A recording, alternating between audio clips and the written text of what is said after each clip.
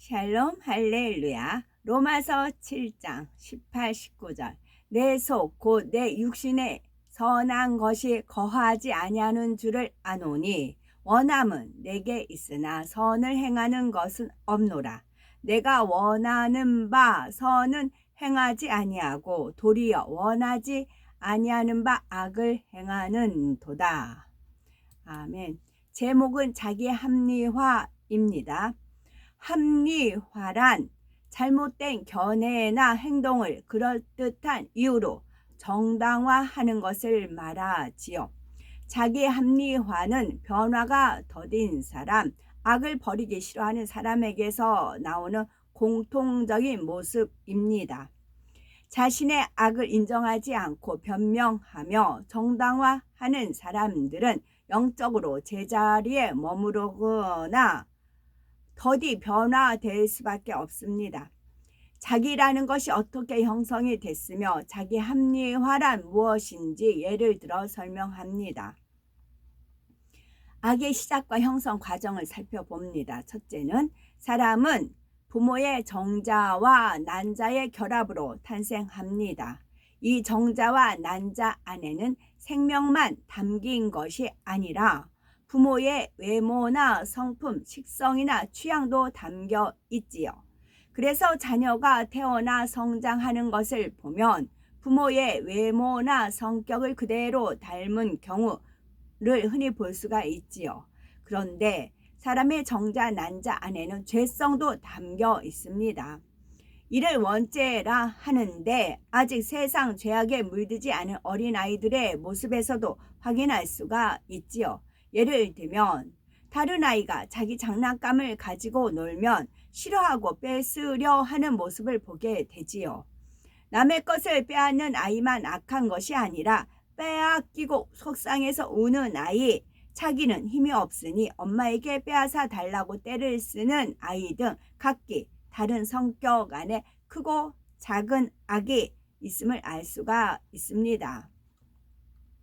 이렇게 사람은 태어날 때부터 악을 가지고 나왔지요.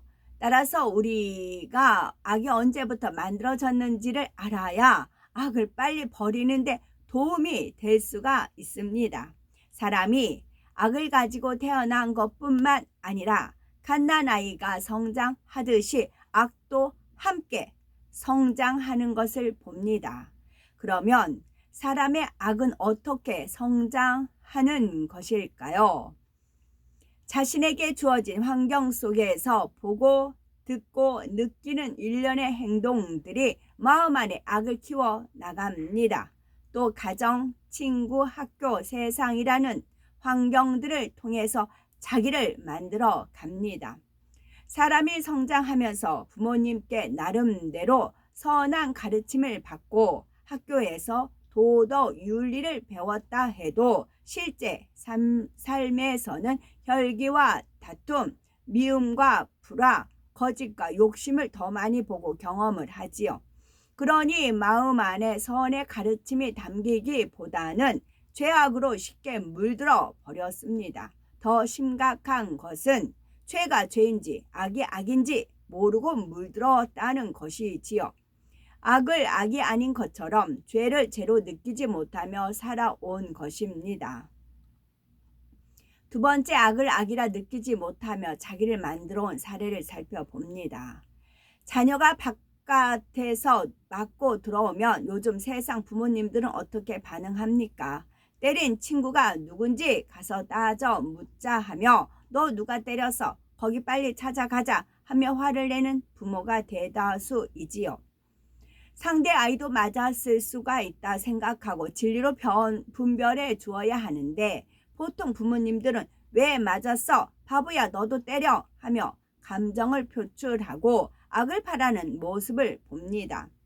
그때 자녀는 맞으면 바보구나, 나도 때려야 하는구나 라고 하면서 자신도 모르는 사이 자칫 폭력적이 될 수가 있습니다. 이런 비진리 가운데 성장하니 악을 악이라 생각하지 않지요. 선한 행함을 보면서 선이라고 느끼지 않고 희생과 양보하는 사람을 바보 같다고 인식합니다. 이처럼 악에 대한 느낌도 세월이 흐르면서 전에는 죄였는데 지금은 아닌 것으로 달라졌습니다. 한 가지 예를 들면 요즘은 감정을 참으면 병이 된다고 하면서 참지 말고 표현하라고 말합니다. 그러면 감정을 참지 않고 표출하면 건강해지고 가정이 행복하고 사회가 평안할 수가 있을까요? 점점 가정과 사회의 불안이 가중되는 것을 볼 수가 있지요. 성경에 기록된 하나님의 말씀을 보면 사랑은 오래 참는 것입니다. 그런데 이 참음은 이를 악물고 눌러 참는 것이 아닌 눌러 참는 악한 감정도 버림으로 참을 것이 없는 온전한 참음을 말합니다. 세상에는 이런 선의 가르침을 주는 곳이 없습니다. 대부분의 사람들이 세상 속에서 태어나 가르침 받고 그 안에서 자기라는 나를 만들어 왔던 것이지요. 그러므로 자기라고 하는 존재가 얼마나 죄와 악으로 물들어 있는지 정확히 깨달아야 합니다. 나의 마음과 나의 생각, 나의 양심의 대부분이 비진리로 채워져 있음을 깨닫고 인정할 때 신속히 변화될 수가 있습니다. 지금까지 우리 안에 악이 언제부터 자리 잡고 어떻게 자라왔는지 성장했는지 말씀드렸고요. 우리가 변화되기 전에는 내 자신과 악이 결합되어 살고 있었습니다. 그것이 바로 육신입니다. 보이는 몸을 말하는 것이 아니라 죄와 몸이 결합된 육신을 말합니다. 우리는 원죄를 가지고 태어나 죄와 악으로 물든 세상 속에서 성장하면서 죄와 악으로 물들었습니다. 그러니 내 육신에 선한 것이 없는 것이지요. 로마서 7장 18절 말씀. 이렇게 죄악으로 물들었던 우리가 주님을 영접하여 성령을 선물로 받고 하나님의 말씀을 들어 순종하는 만큼 비진리로 가득한 마음에 선한 마음이 생깁니다. 그리고 원래 가지고 있던 비진리 곧 악을 벗어내고 말씀대로 순종하는 만큼 선과 진리의 마음으로 채워져서 성결되고 영을 이룰 수가 있는 것이지요. 하지만 이 과정에서 선과 진리를 쫓고자 하는 마음과 원래 가지고 있던 악이 서로 이기려고 다투는 현상이 일어납니다. 그래서 갈라디아서 5장 17절에 육체의 소욕은 성령을 거스르고 성령의 소욕은 육체를 거스르나니 이 둘이 서로 대적하므로 너희의 원하는 것을 하지 못하게 하려 함이니라 말씀합니다. 다시 말하면 우리에게 선을 쫓고자 하는 마음이 있으나 그 마음과 함께 육신이라는 자신의 근본의 악이 있기에 단순히 내가 변화되어야지라고 생각하고 조금 노력한다고 쉽게 변화되는 것이 아니라는 것입니다. 그러니 영으로 들어가기까지는 내 안에 선을 쫓고자 하는 마음과 악을 행하고자 하는 마음의 싸움이 계속됩니다.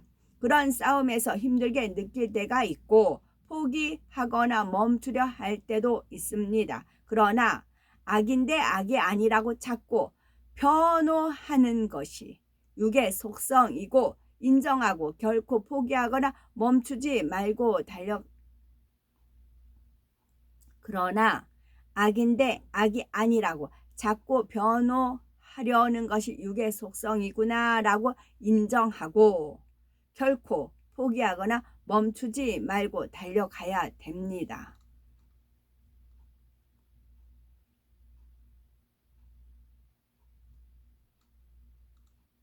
세 번째, 악을 버리는 데 방해가 되는 자기 합리화입니다. 자기 합리화의 대표적인 것은 이유를 대는 것과 핑계입니다. 다른 합리화의 모습은 자기 악을 찾지 않고 인정하지 않는 모습입니다.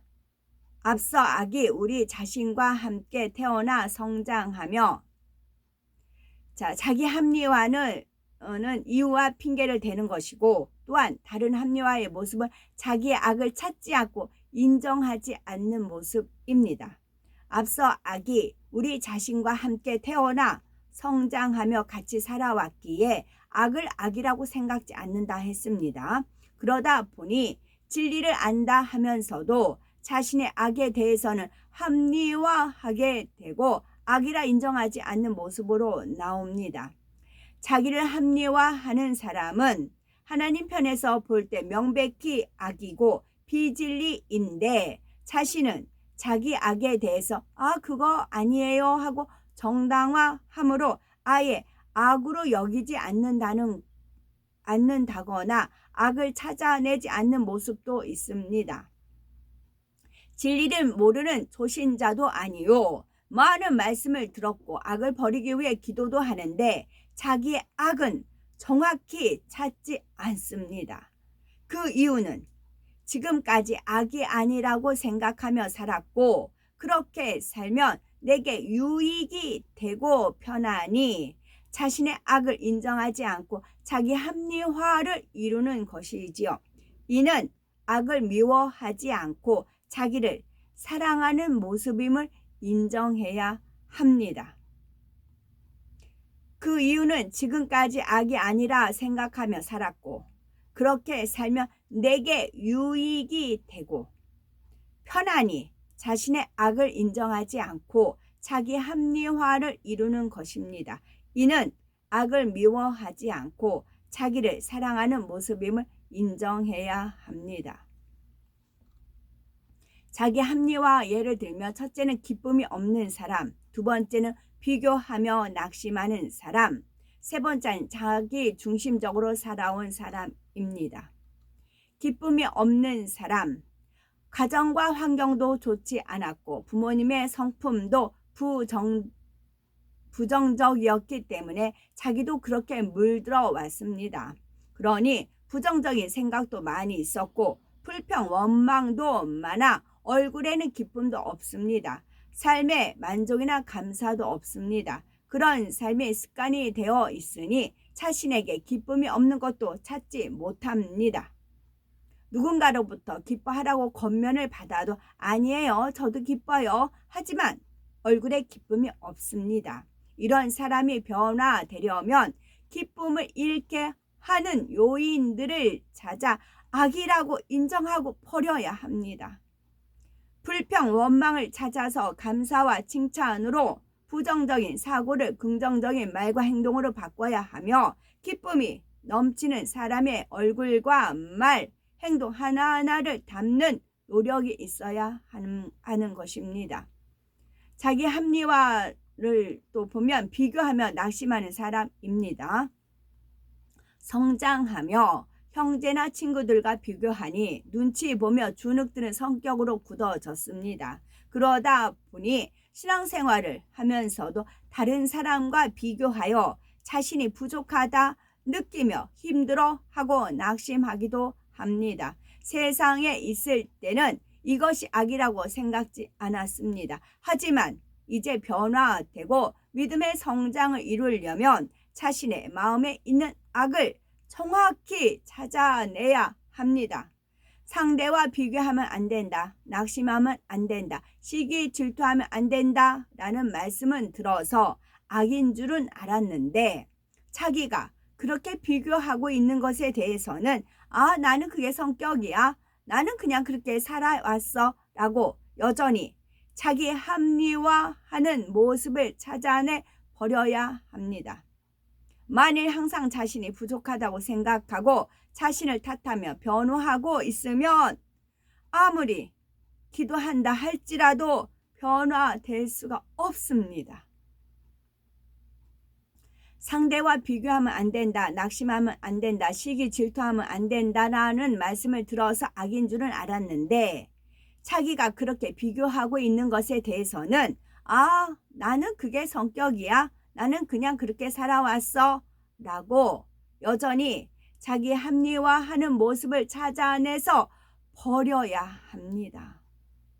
만일 항상 자신이 부족하다고 생각하고 자신을 탓하며 변호하고 있으면 아무리 기도한다 할지라도 변화될 수가 없습니다. 세 번째는 합리화의 예를 들면 자기 중심적으로 살아온 사람입니다. 내가 좋은 것을 상대에게 강요하고 자기 의견, 생각이 옳다 여기며 남의 말과 입장을 배려하지 않고 살았습니다.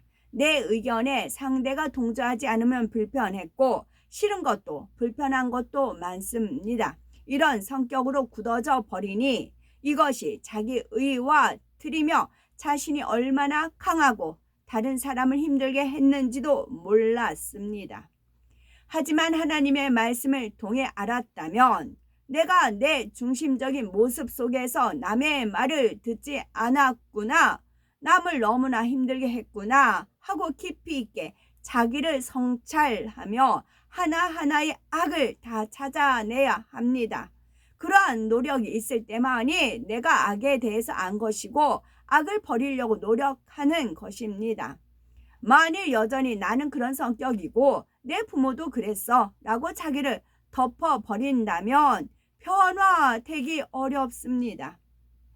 자기 중심적인 악을 발견했다면 어떤 이유나 변명도 되지 말고 내가 이렇게 심히 악하구나 인정하고 버릴 때까지 간절히 기도해야 합니다. 또한 반대로 자기 중심적이지 않은 사람을 닮아 희생과 헌신, 배려, 섬김 등의 선을 행해야 합니다. 반대로 자기 중심적이지 않은 사람을 닮아서 희생과 헌신, 배려, 섬김 등의 선을 행해야 합니다. 자기와 결합된 악을 미워하고 쉽게 버리려면 사도 바울의 고백처럼 나는 날마다 죽어야 합니다. 자신의 악을 정확히 찾아내고 어떤 이유, 변명도 없이 자신을 인정하고 불같이 기도하며 선을 행하면 누구나 변화될 수가 있습니다. 더 신속히 변화되어 받은 은혜와 사랑의 열매로 보답하실 수 있는 우리가 되셔야 되겠습니다. 정리할게요. 자기 합리화는 악을 기쁨이 없는 사람, 왜 기쁨이 없는지 합리화하지 말고 악을 찾아야 된다는 말씀이고, 비교하며 낙심하는 사람, 자기 중심적이 살아온 사람 등이 자기 합리화를 주로 하는 사람이라는 말씀이지요. 아멘.